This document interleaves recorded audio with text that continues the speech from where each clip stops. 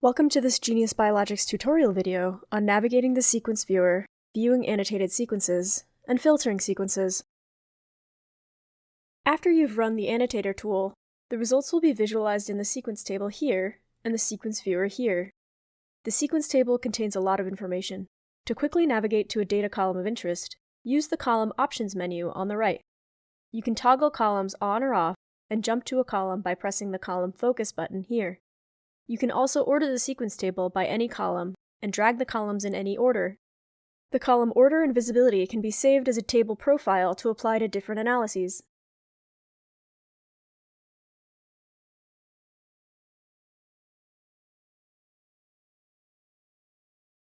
To view individual or multiple sequences, select them in the sequence table.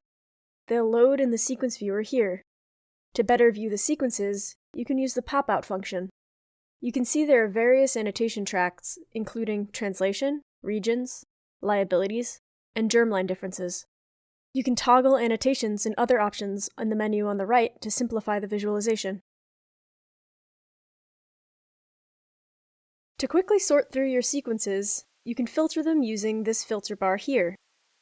To apply filters, you can manually type them, or navigate to a column of interest in your sequence table and right-click a cell. You can layer filters as well to quickly sort by quality and characteristics of interest to get the best sequences.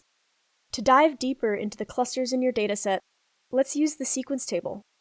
Pick the clusters you want to focus on in this drop-down menu. These are all the clusters of that region.